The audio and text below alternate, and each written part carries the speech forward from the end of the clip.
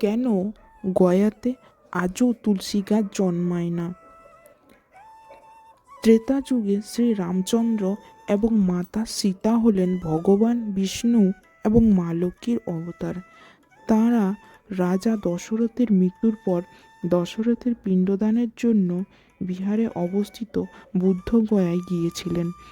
বাবার পিণ্ডদানের জন্য সামগ্রী জোগাড় করতে গিয়েছিলেন রাম এবং লক্ষ্মণ। সীতা একা ছিলেন। এদিকে সামগ্রী জোগাড় করতে গিয়ে বেলা গড়িয়ে যায়, ফলে রাজার পিণ্ডদানের সময়ও পেরিয়ে যাচ্ছিল। সেই সময় সীতাকে দর্শন দেন দশরথ। তিনি পুত্রবধূকে বললেন তার খুব খিদে পেয়েছে, সীতা তাকে কিছু খেতে দিন। এই শুনে সীতা দশরথকে বললেন যে তাঁর দুই পুত্র পিণ্ডদানের সামগ্রী জোগাড়ের জন্য বাইরে গিয়েছে। পুত্রদের হাতের জল পেতে হলে রাজা দশরথকে আর একটু অপেক্ষা করতে হবে। রাম লক্ষ্মণ ফিরলে সীতা তাদের সঙ্গে শ্বশুরের উদ্দেশ্যে পিণ্ডদান করবেন, কিন্তু অপেক্ষা করতে নারাজ ছিলেন রাজা।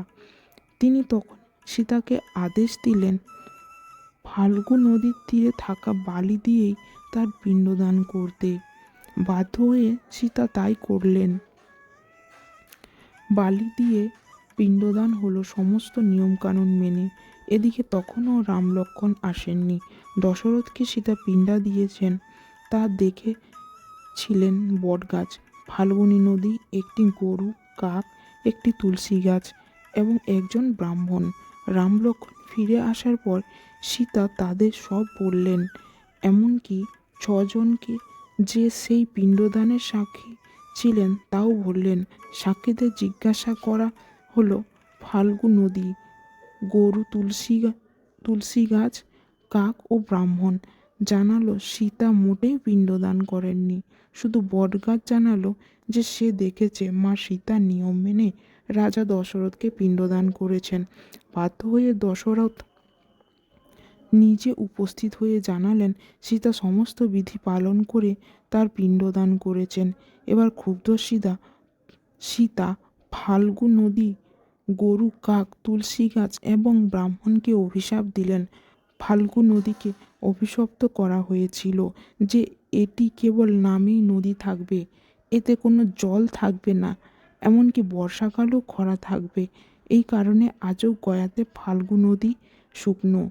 গাভীকে অভিশাপ দেন যে গরু পূজনীয় হলেও শুধুমাত্র তার পেছনের অংশ পূজিত হবে এবং গরুকে খাওয়ার জন্য দাঁড়ে দাঁড়ে ঘুরে বেড়াতে হবে। আজও হিন্দু ধর্মে শুধুমাত্র গরুর পিছনের অংশের পুজো করা হয়। মাতা সীতা ব্রাহ্মণকে অভিশাপ দিয়েছিলেন যে তিনি যতই পান না কেন তিনি কখনো সন্তুষ্ট হবেন না এবং গরিব থাকবেন। তাই দান দক্ষিণা করেও ব্রাহ্মণরা এখনো সন্তুষ্ট হন না। মা সীতা তুলসীকে অভিশাপ দিয়ে